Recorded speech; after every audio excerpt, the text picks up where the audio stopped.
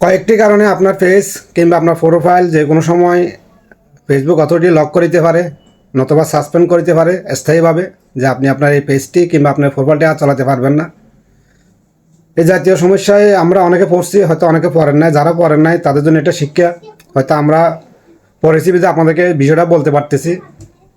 ধরেন বিগত দিন আপনি আপনার প্রোফাইলের নিজের একটা ছবি আপনি প্রোফাইল পিকচার হিসেবে দিয়েছেন, কিন্তু হঠাৎ করে একদিন 2-3 বছর পর কিংবা 3-4-5 বছর পর আপনি ছবিটা চেঞ্জ করে একটা সাদা একটা পিকচার কিংবা একটা লেখা পিকচার কিংবা একটা লোগো যখন আপনি সেখানে সেট আপ দেবেন প্রোফাইল পিকচার হিসাবে পেজের কিংবা প্রোফাইলের, সেক্ষেত্রে ফেসবুক অথরিটি এটাকে নেগেটিভলি নেবে এবং হঠাৎ করে সেটা অ্যাক্টিভিটিটা তারা রং ধরার কারণে আপনার আইডিটা লক করে দিবে।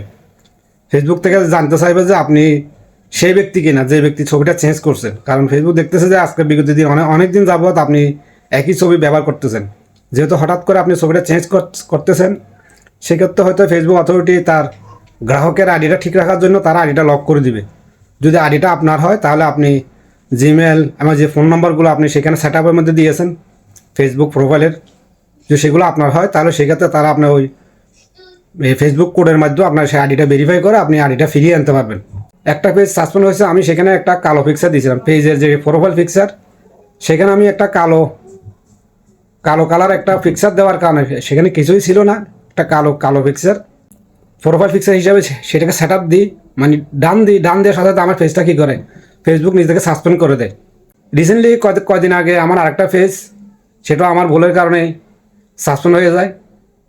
সেখানে আমি ফেসবুকের যে অ্যাপ লেখা দিয়ে যে একটা লোগো থাকে ফেসবুক কোম্পানি, ওই লোগোটা আমি আমার ওই পেজে ফেসবুক কেন্দ্রিক ভিডিও আপলোড করতাম। তো আমি চাচ্ছিলাম যে আমার ওই পেজটাতে আমি একটা ফেসবুক কেন্দ্রিক একটা ছবি দিয়ে আমি আমার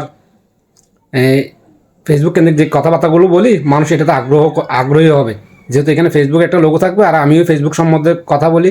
তো সেই কারণে সেখানে আমি ফেসবুকের অ্যাপ যে লেখাটা আছে ওইটা দিয়ে আমি আমার পেজে ওই অ্যাপ শব্দটা বসানোর সাথে সাথেই আমার আইডিটা সাসপেন্ড হয়ে যায়, পেজটা সাসপেন্ড হয়ে যায়। এই দুইটা কারণে আমার দুইটা পেজ সাসপেন্ড হয়ে যায়। তো এগুলো আমি আমার সাথে শেয়ার করতেছি যাতে আপনারা নেক্সট টাইম নিজেরা এই ভুলগুলো না করেন।